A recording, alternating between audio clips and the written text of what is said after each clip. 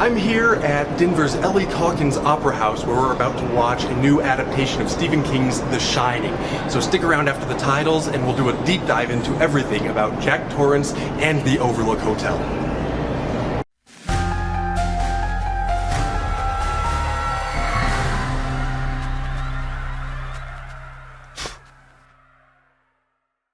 The Shining is one of the finest horror stories ever written.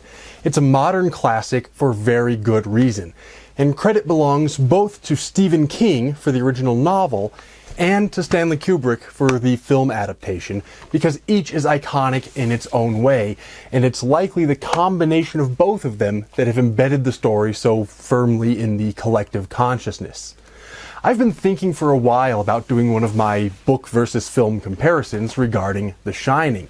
But now the time seems right, because not only can we discuss the two versions everyone already knows, but we can talk about a brand new operatic adaptation of The Shining. Relatively few people have had the opportunity to see the opera yet, but even that there is an opera is a testament to the story's lasting power. So in this video, we're going to do a bit of a deep dive and talk about the similarities and differences between all three versions of the tale. As I record this, I'm just back from seeing the opera, and over the course of the previous week, I took the time to rewatch the Kubrick film and to reread the King novel, so everything is fresh in my memory. Let me warn you, there will be spoilers ahead. Massive spoilers. I assume most of you have either read or seen The Shining, quite possibly both, so that probably won't bother most of the people who watch this channel. And while most of you probably haven't seen the opera yet, I defend my use of spoilers on two grounds. First, because the story is largely the same between these three versions, the differences that we're going to discuss notwithstanding, y'all already have a good idea of what happens. Second, even to the extent that the opera is distinct from the other two versions, which we will discuss, I assume most opera audiences don't really care all that much about spoilers. Opera people don't really worry very much about such things. We tend to know the entire story before we attend. That's partly because operas are very frequently in foreign languages, and it's even traditional for the program in an opera to include a complete synopsis of the story, as in fact this one does here. So I think I'm safe to talk about everything openly without really worrying about spoilers. But if you are concerned about spoilers, consider this your forewarning. Before we get into the story itself, we should talk a little bit about the history of The Shining. The story begins in 1974 when Stephen King and his wife Tabitha checked into Colorado's Stanley Hotel in a town called Estes Park near the Rocky Mountain National Park. The Stanley Hotel itself has a fascinating history that we'll not go into here, but it's an old and secluded hotel in the Colorado mountains, and when King checked in, they were just at the end of their season, getting ready for winter, and so the Kings were the hotel's only guests. The Stanley Hotel has plenty of ghost stories of its own, and those will be the subject of a future video at some point, so be sure to subscribe and ring that notification bell so you don't miss that whenever I get around to it. But for now, we don't really need to know the Stanley ghost stories. We just need to know that King found the near-empty and isolated hotel eerie enough to form the basis for a horror novel. In 1972, he'd been working on a book called Darkshine, which he'd never finished, but some of its ideas, combined with the hotel setting, resulted in The Shining. The hotel in the novel is called the Overlook rather than the Stanley, and it resides on the outskirts of a fictional town called Sidewinder, Colorado. And there are plenty of differences between the real hotel and the fictional hotel as depicted in both the book and the movie. But everyone from Colorado knows which hotel we're really talking about. In fact, room 217, which features prominently in the novel, was the very room in which King stayed at the Stanley Hotel, for whatever that's worth. King completed The Shining in the time following his visit to the Stanley Hotel, and it was published in 1977, making it his third published book. It was also his first hardcover bestseller, and following the successes of his first two books, Carrie and Salem's Lot, it cemented his place not only in the horror genre, but in the literary world at large. Of course, everyone knows what happened next with The Shining, and that's the Stanley Kubrick film. According to the legend, Kubrick was looking for a horror novel to adapt and had his people bring him stacks of such works. His assistant would hear a consistent stream of thuds as he threw one book after another away.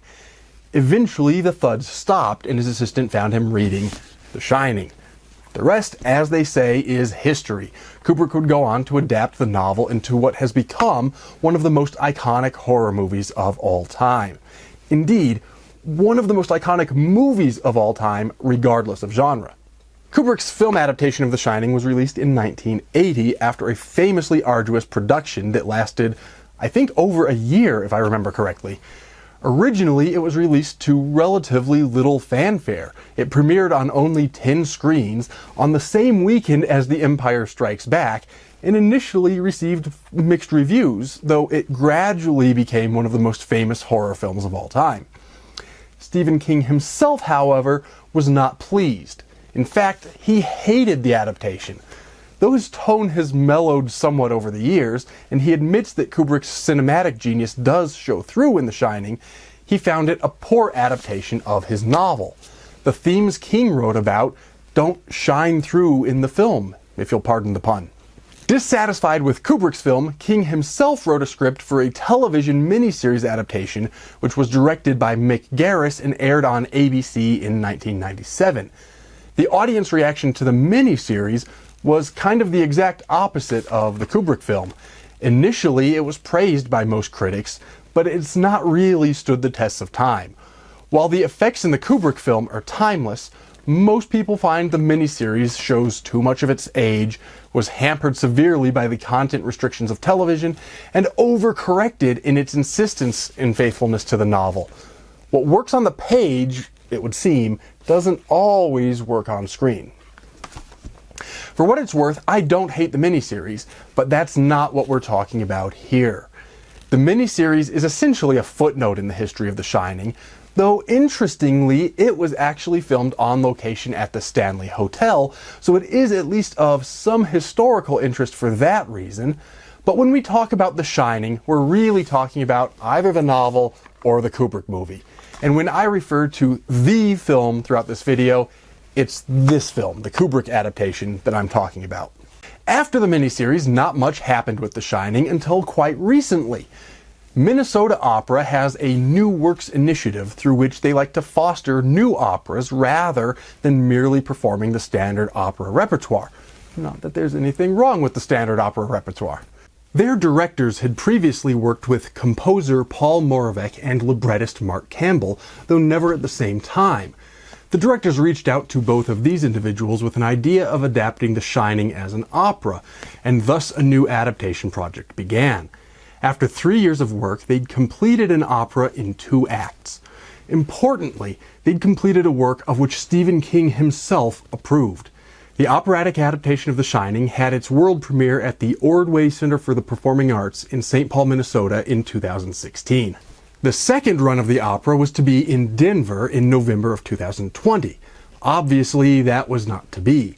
Several months earlier, the world shut down, and the opera wasn't yet back on its feet, so its schedule got pushed back. However, Denver finally did see The Shining performed at our own Ellie Calkins Opera House, part of the Denver Performing Arts Complex, this very weekend in March of 2022.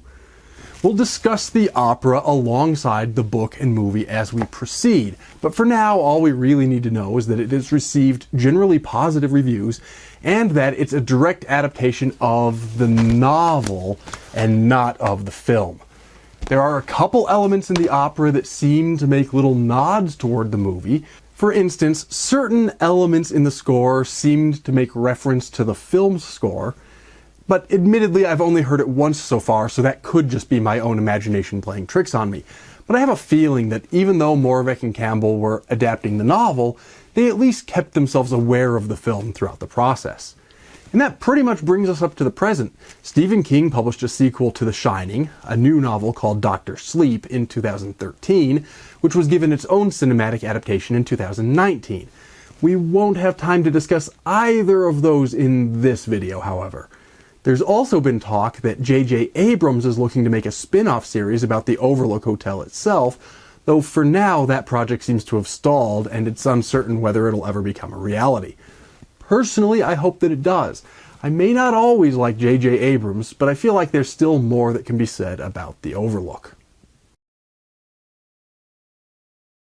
The plot of all three versions, book, movie, and opera, is roughly the same. A man, Jack Torrance, perhaps a bit mentally unstable and with a history of alcoholism, but at least on the road to recovery, takes a job as the winter caretaker of the Overlook, a secluded mountain hotel.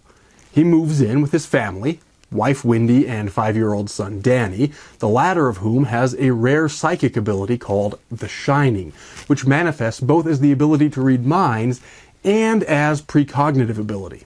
Jack plans to complete a writing project while tending to the hotel, but supernatural apparitions begin to appear and Jack finds his grasp on sanity slipping away. Eventually, Jack loses the battle and attempts to murder his family. We'll discuss the details as we go, but suffice it to say for now that things don't end well for poor Jack Torrance.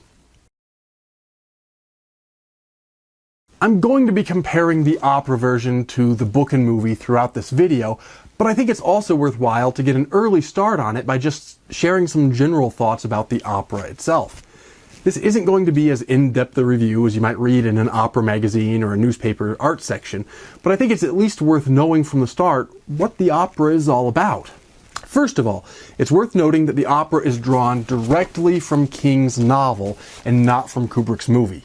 While there is substantial overlap between all three, and people who've only seen the movie but not read the book will still recognize it very clearly as The Shining, the librettist and composer used the book as their source material, which is largely why Stephen King himself prefers the opera over the movie.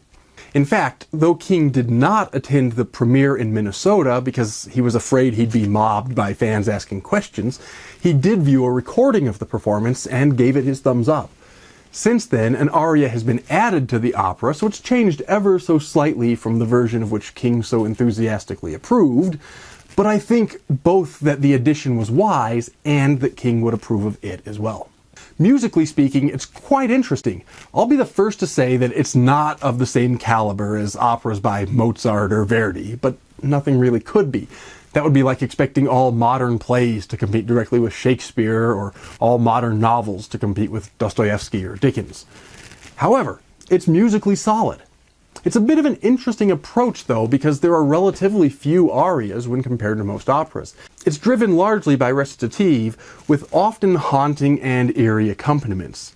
That's not necessarily what I would ordinarily look for in an opera, but it works brilliantly in The Shining. Though Jack Torrance does get an aria, but only the one that was added since the premiere, it's kind of hard to picture his fractured thoughts working as something that flows like an aria does. Instead, his singing mirrors his fractured thinking and comes in shorter, sometimes contradictory bursts. I do think I'm going to need to hear it again before I fully solidify my opinion of the music itself, though. Opera is complicated and layered, and it's easy to be intellectually overwhelmed on a first viewing when you're not only listening to the music, but you're also trying to follow the plot to see how it converges and diverges from the source material, and staring wide-eyed at horrifically impressive set design. And that last point is one that bears mentioning. The Opera Colorado production used the same sets as the Minnesota Opera, and I'm glad they did, because it's a truly impressive production. The center of the stage is dominated by a 40-foot high staircase, the Overlook's central staircase. But not everything takes place in the hotel lobby. Instead, massive features constituting entire rooms are wheeled in and out of the stage, making the setting itself almost like another character in the opera. And that's also appropriate because the Overlook is just as much a character in The Shining as Jack, Wendy, or Danny. One thing that's nice about a modern opera is that it was written with modern technology in mind. There are things we could do on a stage now that never could have been done in one of Mozart's operas, for instance. And so even though the stage is dominated by massive interior set pieces, the opera can nevertheless open with an exterior scene as the Torrance family observes the Overlook from a distance, standing on the side of a mountain road. This is accomplished through digital projection in scrims, and it honest to God looks like they're standing outside. Moments later, the entire stage morphs into the Overlook Hotel, and it continues to morph and shift through both physical movements and digital projections throughout the entire production. The conclusion the audience is left with at the end is not only that the opera is a great adaptation of The Shining, but that it's proof positive that opera and horror are a better match than most people would have suspected. I've been arguing that for years, but it's nice to see the wider opera community coming to the same conclusions, and perhaps the wider horror community coming to the same conclusions as well. I'm not going to say The Shining is perfect, but it's an excellent opera, and I think it's going to become a classic. With luck, maybe it'll even introduce opera to an entirely new audience. And so with that brief review out of the way, let's get to the real meat and potatoes of this video, which is our in-depth comparison of the three versions of The Shining. If you mention The Shining, pretty much everyone knows what you're talking about. Even more than being a classic work in the horror genre, it's an iconic work. Interestingly enough though, many of those iconic images everyone thinks about from The Shining are not from King's original novel, but from the movie. If you ask somebody to name a scene from The Shining, you're probably going to get one of 3, maybe 4 answers. Maybe they'll tell you about young Danny riding his tricycle through the hotel only to encounter the ghostly Grady twins, as depicted on the opera program, standing hand in hand in one of the hallways. "Come play with us, Danny, forever and ever and ever." Or maybe they'll remember the image of hundreds of gallons of blood erupting from the elevator doors. Or maybe they'll think of Jack, now fully insane, taking an axe to the door, sticking his head through the hole and saying, "Here's Johnny!" Believe it or not, none of those scenes are in the book. Not one. The book does have some other scenes that people might remember. There's a scene in which Jack gives Danny the gift of a dead wasp nest only for it to come back to life in the hotel, resulting in young Danny suffering several stings on his hand. That's a standout moment in the book, absent from the movie. But really, the book doesn't have many of those kinds of singular moments that stick in the memory the way scenes in the movie do. In part, I think it's just that the visual medium lends itself more to that kind of instantaneous moment searing itself into the human memory, but it's also a credit to Kubrick's genius. Even if you agree with Stephen King that the movie is a poor adaptation of his novel, you have to admit that Stanley Kubrick's visual genius is on full display in The Shining. The movie simply looks amazing, and it's crafted in such a way that some of those scenes become simply unforgettable. However, though these iconic scenes aren't in the book, they don't come completely out of nowhere. The Grady girls are in the book. Danny never sees their ghosts in the hallway as he does in the movie, but the Grady girls are mentioned. In the book, they're not twins, but the plotline involving the previous caretaker does exist in both versions. In both formats, Delbert Grady was the prior caretaker, and he murdered his entire family, his wife and 2 daughters, and he chopped them into bits before ending his own life with a shotgun. The opera includes a vision of the Grady girls, as seen here, along with some other spirits, but it's not the famous scene in which Danny sees them riding his tricycle through the hallways. Similarly, blood never flows from the elevator in King's novel, but the elevator itself actually plays a larger role in the book than in the movie. In the movie, the elevator is pretty much there for just that one scene and doesn't really matter otherwise. In the book, Wendy spends her entire time at the Overlook afraid of the elevator. Not so much afraid of ghosts, but simply afraid that the rundown lift will trap them all inside with no one else around to rescue them. In one memorable scene in the novel, the Torrances hear the elevator running, even though there's not supposed to be anyone else in the hotel. And Wendy and Jack's differing reactions to the event serve both to drive them further apart and to highlight the already present differences in their states of mind. And then the "Here's Johnny" scene. That comes near the climax of the story, when an insane Jack is trying to kill Wendy and she's hiding behind a locked door. The exact choreography of the scene differs somewhat between the book and the movie, but that's not all that important. The scene itself is actually fairly similar between the two in the ways that really matter. However, the famous line in which Jack copies the catchphrase from the Johnny Carson program, that wasn't in the book. In fact, it wasn't even in the original script for the movie either. It was an ad-lib by Jack Nicholson, perhaps illustrating how that man can play crazy better than any other actor I've ever seen. And of course, the famous line is also absent from the opera, which is for the best, because as great as the line is, and it is, I'm really not sure I want to hear Jack Torrance sing it. There's also a small difference between all three versions during this scene in terms of the weapon Jack uses. In the movie, it's an axe, and interestingly enough, it's a real axe. Initially, the filmmakers had Jack hitting a prop door, but Jack Nicholson had previously been a volunteer firefighter, and he went through it way too fast. So in the movie, he's actually cutting through a real door with a real axe. In the book, it's not an axe, but a roque mallet. In the novel, the grounds of the Overlook are home to a roque court. Roque is an older game similar to croquet, and the game and its mallets make appearances throughout the book, leading up to this climactic scene. And the opera actually uses a different weapon entirely. Instead of taking the time to explain to modern Americans what roque is, as King did in the novel, the opera makes it an oversized croquet mallet. Probably the thing that most angered Stephen King about Kubrick's film was that Wendy's character is completely different. In the book, Wendy is a fairly level-headed character, fiercely protective of her son, and takes plenty of opportunities to stand up to Jack as he gets more and more crazy. In the movie, not so much. That's not to say she's entirely effective in the book or entirely ineffective in the movie. In fact, in terms of the plot, very similar things end up happening to both versions of Wendy. Though she and Danny escape in both versions, both incarnations of Jack come right up to the edge of getting the better of her. Even her attempts at fighting back, when they do happen, bear some similarities. Both versions of Wendy take an opportunity late in the story to lock Jack in the pantry. In the movie, she does so after knocking Jack out with the baseball bat while he's threatening her on the staircase. And in the book, Jack's attack is a bit more forceful, and Wendy, with some help from Danny, stops him with a wine bottle to the head. But the end result is the same. The thing of it is, though, book Wendy is a fairly well-rounded person with some strength of character. Movie Wendy is much more submissive and much more of a screamer.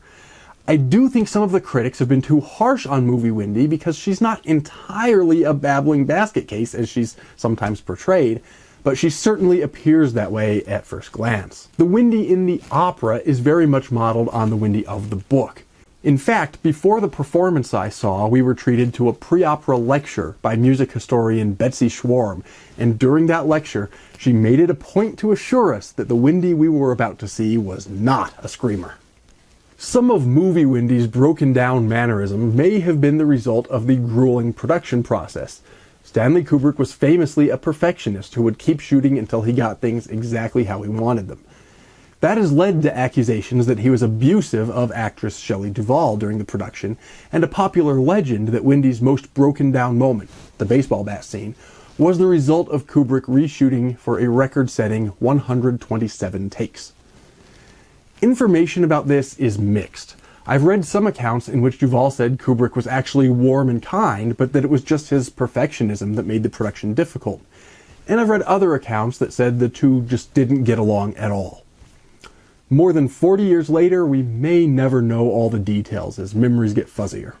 However, for what it's worth, I did check out the record for highest number of takes shot in a single scene according to the Guinness Book of World Records, and it does indeed belong to The Shining, but not to the baseball bat scene. Instead, it's a scene early in the film when Danny and Hallorann are discussing what The Shining is, and that scene required 148 takes. The Shining gets its name from Danny's psychic abilities, so it's worth taking a moment to explore how these are portrayed in the book, movie, and opera, because there are some important differences.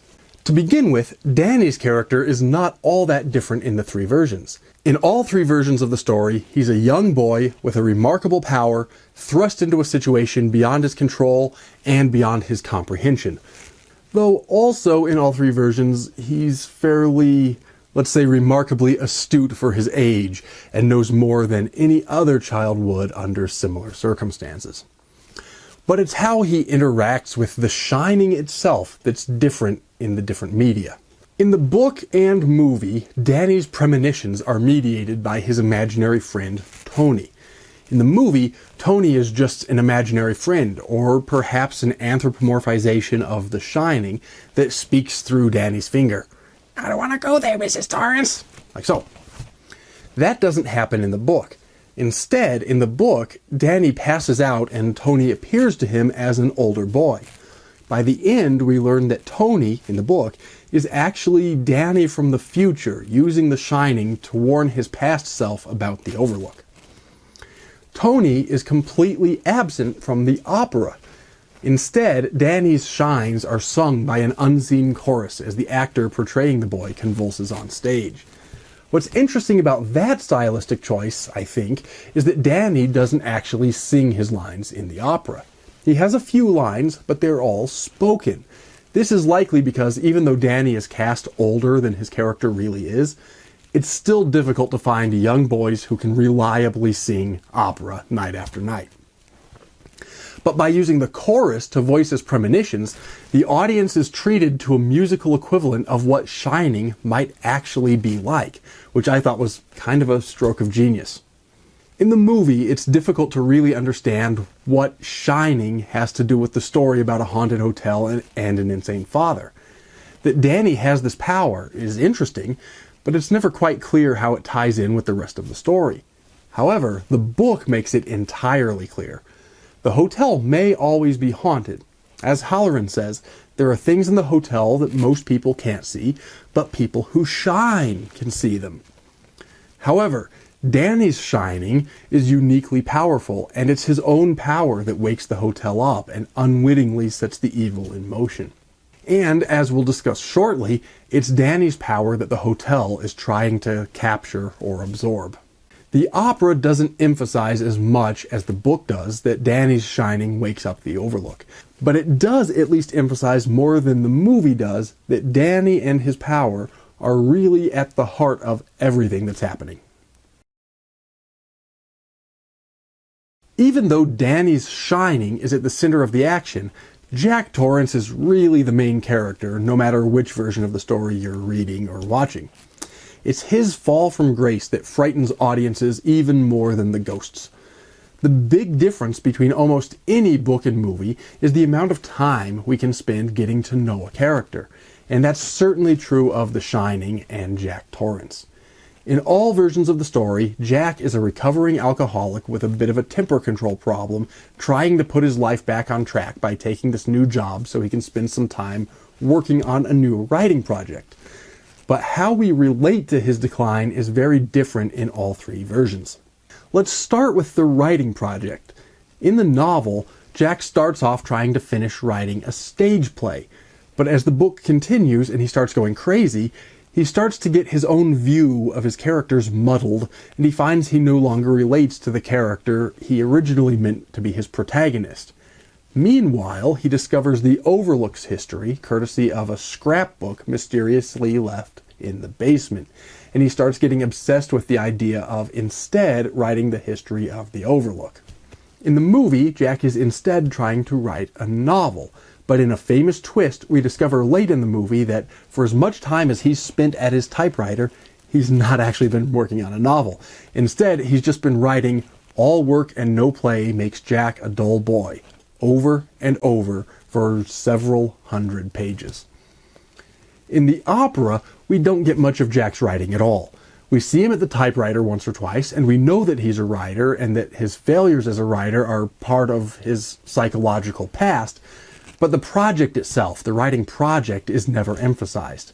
That's just one of those cuts necessary as the story gets condensed from a 450-page book into an opera of about 2 hours. All work and no play, from the movie, is another one of those iconic moments, but it also raises some profound questions about Jack's character. Has he been crazy the whole time? The movie seems to suggest as much. It's not that he's homicidally crazy the whole time, but it's fairly clear even from the start that he might have a screw loose, and he only gets more overtly crazy as the story moves on. The movie suggests that he's always been insane, but it just comes more and more to the surface as the story develops. Part of that, I'm sure, is the result of Jack Nicholson's performance. Nicholson, as I said, portrays crazy better, perhaps, than anybody else. Even early in the movie, when he's ostensibly normal Jack Torrance, there's a certain menacing nature to Nicholson's demeanor, and I love that. In fact, Nicholson's performance is so powerful and so ingrained into my consciousness that even when I reread the novel, in which Jack's character is quite different, I still couldn't help but nevertheless visualize the character as Jack Nicholson through the entire book. But in King's novel, Jack is a much more layered and nuanced character. We know right from the start about his problems with his temper and with alcoholism, and we see him really struggling with that through the entire story. Even though there's not a drop of alcohol in the entire Overlook Hotel, as his obsession and insanity start to take root, his old drinking habits start to resurface. Habits like wiping his lips, or chewing painkillers instead of taking them with water. He has all of the hallmarks of his drinking days, minus the alcohol, and the entire story in that way becomes a direct commentary on the horrors of alcoholism. But it's not just that he's struggling with an addiction. Jack sees himself as a good person, but his life has been marred by failures, mostly of his own making, and he's really struggling with it. At the beginning of the story, he's really, honest to God, struggling to turn things around and make a better life, not just for himself, but also for his family. But the isolation, the ghosts, the hotel itself, and his past all conspire to pull him deeper into the abyss. So the novel really takes a hard look not only at the end results of his madness, as the movie does, but the full process of his decline. Part of it is just that the book has a lot more space to explore these ideas than a movie does, or in fact than an opera does. We get inside Jack's head through many long sequences as we observe his thoughts twisting themselves into knots. We're also treated to a plot entirely absent from the movie, involving what we might call generational curses. Jack's own father, Mark Torrance, though long dead before the book takes place, is nevertheless a character whose presence is felt throughout. Told in flashbacks, we get stories of Jack's own childhood as he dealt with the horrors of a father who was, himself, a drunk and abusive man. Much of his struggle, then, is his attempt to differentiate himself from his own father, even as the mysterious forces of the Overlook, combined with his own psychological weaknesses, push him into the same patterns of behavior. The opera has even harsher time constraints than the movie. Not only does it actually have a shorter runtime, by about half an hour, but because opera is sung, everything takes a little more time in an opera than it would in a movie. So it really has to push us through the heart of the story without any time for diversions. Yet, Mark Torrance does appear. In fact, he appears as one of the ghosts. And so even though we don't get Jack's rich backstory, we're treated to just enough hints that we can understand the themes of repeating patterns of behavior and generational guilt. A good way of thinking about it is simply that Jack's character arc covers a lot more ground in the novel than in the movie. He starts sane but troubled, gradually goes insane, eventually becomes homicidally insane, and in the novel even gets a moment of redemption just before his death. In the movie, Jack starts off as covertly insane, becomes overtly insane, and dies just as insane as he ever was. The fact that movie Jack ends his life frozen is fitting, because his character is fairly frozen throughout the entire story. Book Jack gets a rather different end, though we'll get to that in a moment. The movie does Dick Hallorann dirty. There's really no way around that. In all three versions, Hallorann is the Overlook's head cook, and he also has The Shining. In fact, it's during his early conversation with Danny that we learn what The Shining is.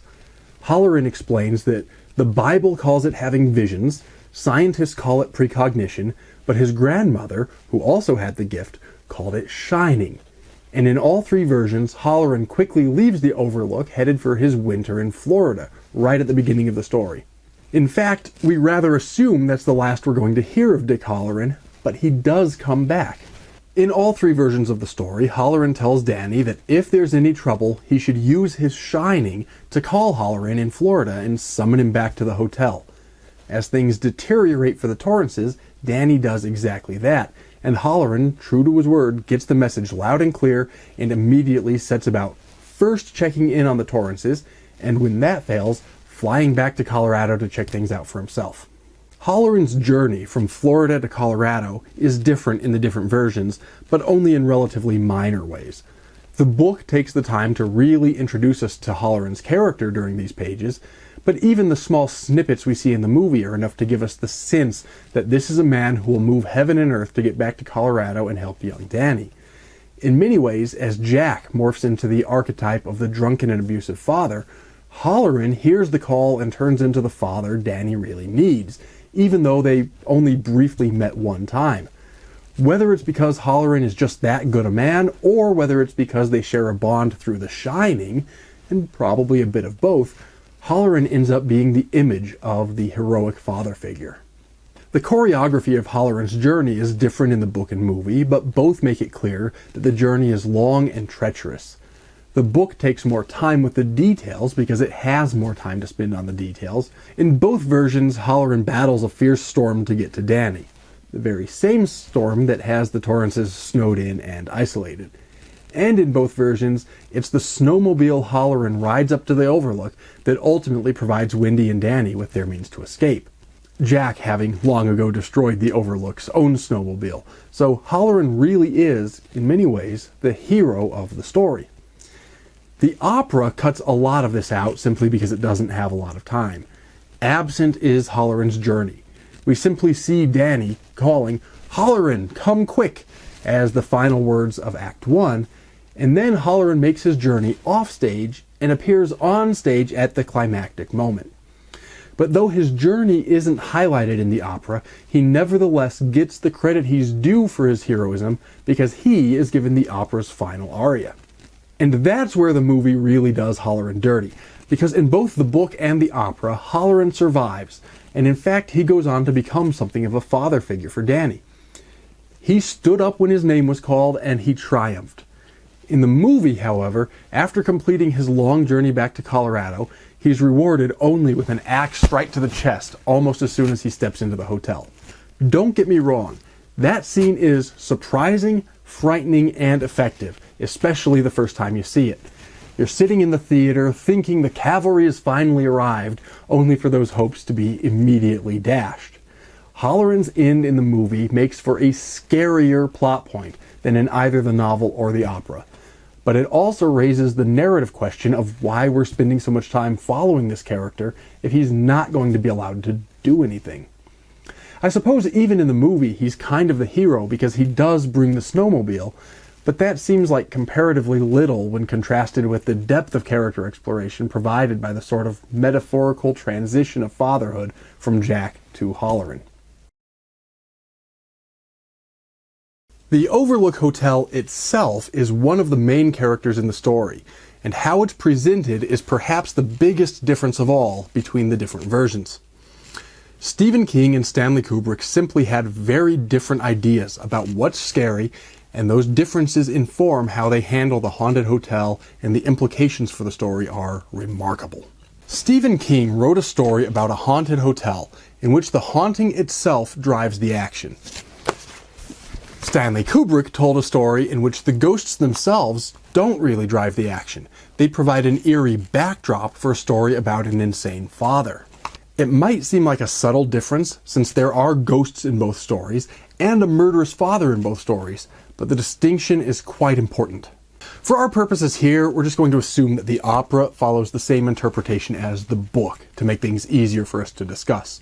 Fundamentally, that's true. The haunting in the opera is very similar to the one in the book, just without some of the details that would help clarify what's going on.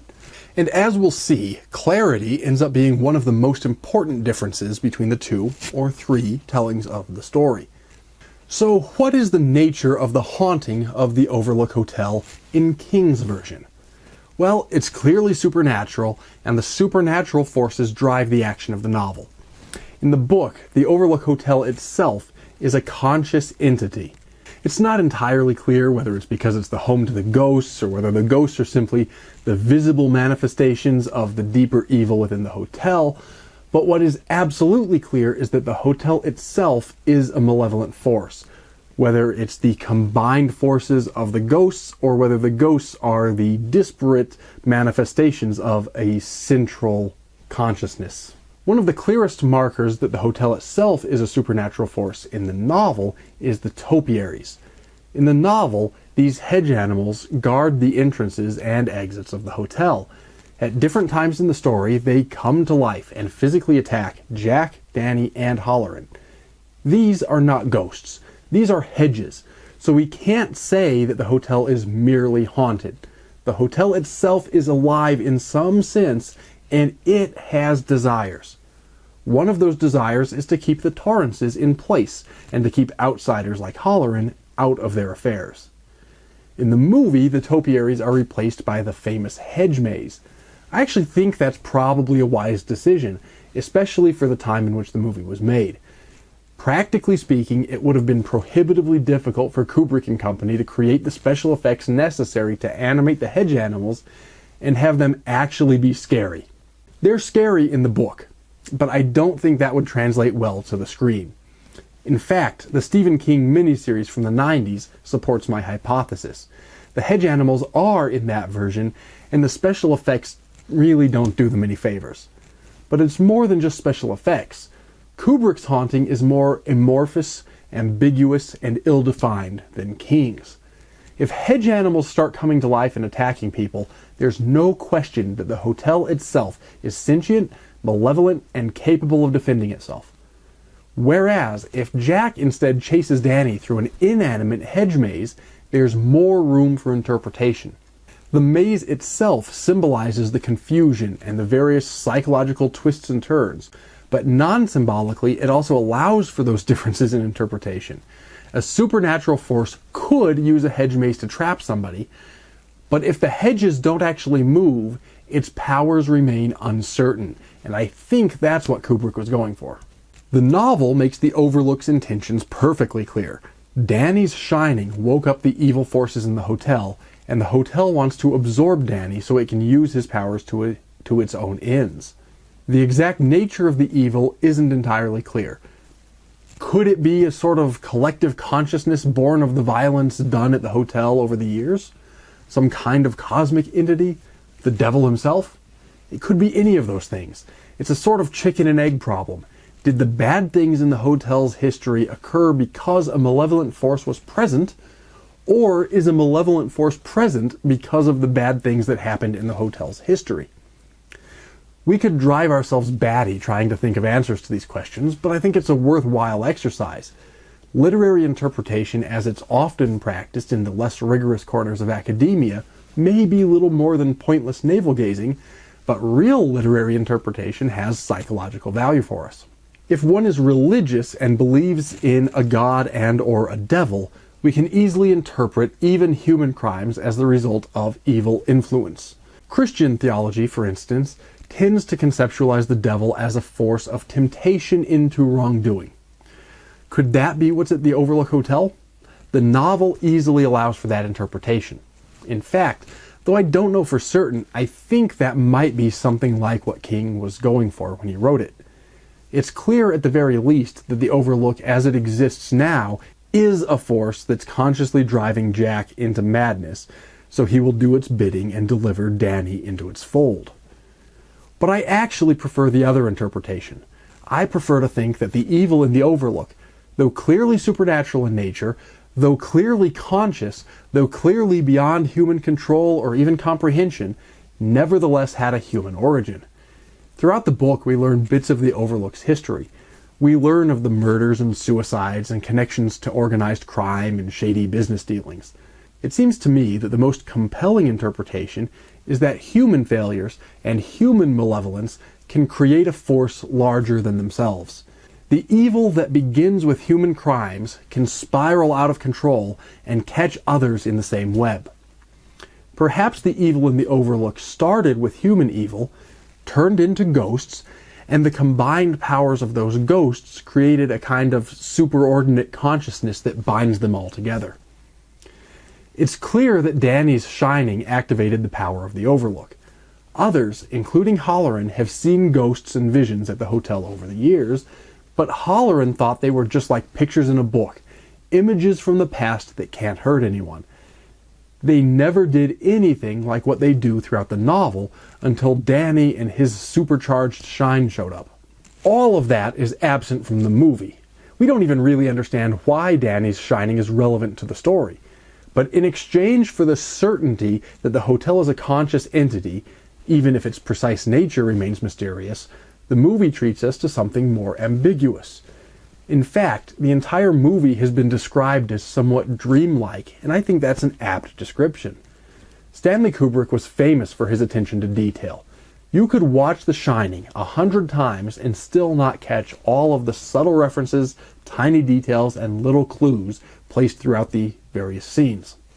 For instance, the green tie Jack wears during his initial job interview with the hotel manager Ullman at the beginning of the movie has a pattern on it that bears striking resemblance to the pattern of the hedge maze where the story reaches its conclusion. In light of that kind of attention to detail, we can assume that everything in the movie is probably intentional. So, here's a puzzler for you. At the beginning, when Ullman tells Jack about the hotel's history, he tells the story about how Grady murdered his entire family and then himself. Fair enough. That story is the same in both the book and the movie and the opera. But Ullman in the movie introduces Grady as Charles Grady. Later, when Jack encounters Grady's ghost in the bar and Grady pressures him to correct his family, Grady introduces himself as Delbert Grady. In the book and opera, Grady is Delbert all the way throughout. In the movie, there's this ambiguity. In both versions, Grady tells Jack that he, Jack, has always been the caretaker, which is a weird thing to say and adds to the creepiness of the circumstances. But in the movie, the changing name adds to the weirdness and uncertainty about what's going on. There are other examples. For instance, when did Jack break Danny's arm? That event is common to both the book and the movie, and is evidence of Jack's drinking problem and temper control problem in the past. But the movie claims it to have been both 5 months ago and 3 years ago. Now, the Torrances may have been at the Overlook for a long time, but not that long. It's hard to imagine Kubrick overlooking those kinds of things. It's difficult to know, though, because the Kubrick legend is so strong. We're never sure whether we're overestimating his genius by assuming all of the continuity errors were actually intentional, when maybe they really weren't, or if we're underestimating his genius by assuming that some of the discontinuities were simple mistakes. I'm absolutely certain that in The Shining, there are probably some of both categories, but something like Grady's name, that's simply too big to have been unintentional. Kubrick was not the kind of director who would change a character's name and then forget about it. And that brings us to perhaps the greatest mystery of them all when it comes to the film version. The movie ends after Jack chases Danny through the hedge maze. Danny and Wendy manage to escape in Hallorann's snowmobile, and Jack, having failed to catch his son, freezes to death out there in the maze. But that haunting image of Jack's frozen face isn't the final image in the movie. Instead, we're treated to one last shot. The camera slowly zooms into a photograph on the wall of the Overlook Hotel. It's a photo of well-dressed partygoers, and the caption indicates that it was taken at the July 4th ball in the year 1921. Right there in the center of the photograph, smiling out at the viewer, is none other than Jack himself. What the hell?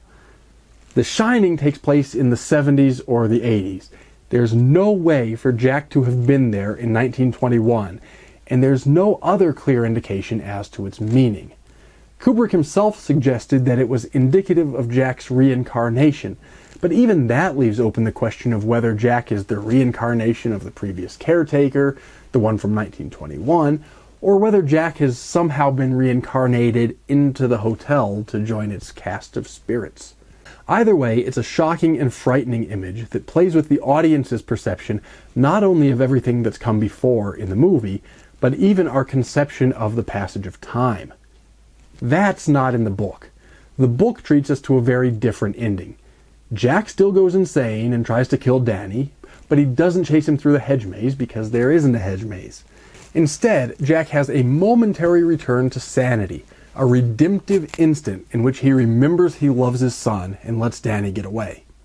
In the book, Hallorann isn't killed, but has been wounded, but the three of them, Danny, Hallorann, and Wendy, manage to escape in Hallorann's snowmobile. Meanwhile, Jack realizes that in his insanity, he's forgotten to release the pressure on the boiler. He rushes to the basement to drain the pressure, but just as he gets his hand on the handle, the boiler explodes, taking Jack and the entire Overlook Hotel with it.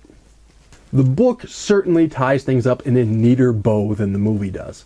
While the movie ends with abstractions and ambiguities, the novel ends with good triumphing over evil. Even Jack's demise is treated differently. Not only is it elementally the opposite, ice in the movie, fire in the book and opera, but it's thematically the opposite. Book Jack gets a moment of redemption. Movie Jack is completely lost. Book Overlook Hotel loses. Movie Overlook Hotel doesn't quite get Danny, but does get Jack and lives to torture somebody else in the future. Even the image of Movie Jack frozen in the maze is somewhat suggestive of the idea that Jack is frozen in his insanity. His mind is lost in the maze of the Overlook Hotel, and he's frozen in place with no hope of escape. It's almost like a kind of hell. Many people conceptualize hell as a lake of fire, but Dante envisioned the center of hell as icy, with the devil himself frozen up to his waist in the middle. Kubrick's conceptualization of Jack's fate may not be a deliberate nod to Dante, but I certainly see some parallels there. And recall, the opera version of the ending and the opera's presentation of what the Overlook is comes directly from King's novel. The opera doesn't have time for the rich characterization in the novel, so a lot of these events are presented in a more bare-bones manner, but the ending is fundamentally the same. The Overlook explodes, taking Jack with it, while Danny, Wendy, and Hallorann escape. The opera ends with the same epilogue as the book. Hallorann has become a father figure for Danny, and we're treated to a scene of them putting their lives back together.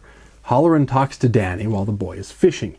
In fact, as I mentioned before, Hallorann, instead of dying unceremoniously like he does in the movie, actually gets the opera's final aria, suggesting at least that composer Moravec and librettist Campbell view Hallorann as the story's heroic figure, deserving of the final word.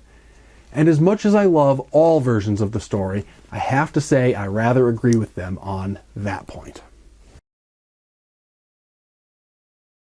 So where does that leave us? Obviously we have superficially similar stories, with similar characters, roughly the same setting, and even many common events. Indeed, there are scenes in the movie that are lifted almost word for word from the book. For example, look at Jack's conversations with Lloyd the bartender and with Grady. Almost all of the lines are verbatim. If you read the book after having recently watched the movie, you won't be able to escape hearing the actors' voices in your head when you read the lines. And yet, despite these synchronicities and similarities, they're almost completely different stories. Stephen King wrote a story about an evil hotel as an allegory for alcoholism. Stanley Kubrick made a movie about a haunted hotel, not necessarily the same thing as an evil hotel, in which a father goes crazy. King's Jack Torrance gets possessed by the hotel's evil. Kubrick's Jack Torrance suffers from cabin fever. And the tone is also different. They're both tense and scary throughout, but King's novel ends on something of an upbeat. With Jack dead, it's hard to call it a happy ending, but good does triumph over evil, Hallorann survives along with Wendy and Danny, and the heroes manage to move on and build a new life while the evil hotel is destroyed. The opera ends in the same way. Kubrick's version ends on much more of a downer. Jack is still dead in both versions, and Wendy and Danny do escape, so it's not entirely an unhappy ending, but the hotel is still standing, and Jack seems now to be fully a part of it. So with all of that in mind, is one of them better than the others? I wouldn't say so. I have great affection for both the book and the movie, and now that I've seen the opera, I quite like it as well. But we almost have to treat them as entirely different stories. If you want to talk about literary value, King's book is going to win the contest. The depth of his characterization is amazing, and the book really points beyond itself to some important psychological and philosophical issues. It forces us to think not only about things like alcoholism and sanity, but also about the nature of evil and what it means to be a father. On the other hand, if you want to talk about being scary, I honestly think Kubrick has King beat in that department. They both have scary scenes, but it's really hard to compete with Kubrick's visuals. Furthermore, the ambiguities in the film always keep the viewer on uneven footing and never quite sure about what's going on. Uncertainty tends to be scarier than certainty, even if the certainty is a horrifying certainty, like the Overlook Hotel as presented in the novel. The unknowns related to Kubrick's Overlook are just so powerful they can give even a jaded horror fan a low-grade case of the Wiggins. That's not to say the movie has no depth or artistic merit. Those ambiguities are not mere confusion. They're well crafted and they do point to other ideas. There's actually a lot more depth, I think, in the Kubrick version than King ever gave it credit for. It's just a different kind of depth. Fuzzier, amorphous, more unsettling, and less didactic. Still, a 2.5-hour movie will never be able to explore the depths as thoroughly as a well-crafted 450-page novel. So if the book wins for literary merit and the movie wins for scariness, where does the opera fit in? Honestly, I think the opera is kind of a bridge between the two. The coupling of music with visuals gives the opera a lot of the opportunity to deliver some scares, which it does well. And even when it's not directly scaring us, the same combinations of the visual and auditory keep the whole thing feeling rather eerie and dreamlike, much the same way that the Kubrick movie does. But because the opera is firmly grounded in the book's story, it still hints at some of the same themes as the book. The opera may not have the time to explain or explore these themes as thoroughly as the novel, and the staged production may not deliver the terrifying visuals quite like the movie, but by sitting between these two classics and offering elements of both, I think the opera may serve as the perfect bridge between the two. Whichever you prefer, though, I think we can all agree about at least one thing. All three versions have their merit, and all three rightly deserve their place in our genre. The book and movie are both undisputed classics, and I think the opera, even though it's only been performed in 2 cities so far, is well on its way to being considered a modern classic as well. And that brings us once again to a parting of the ways. And I hope y'all will stick around for some of my future videos, so do be sure to like, subscribe, leave a comment, and so forth. And so all that remains is for me to bid you to take care, stay scared, and shine on.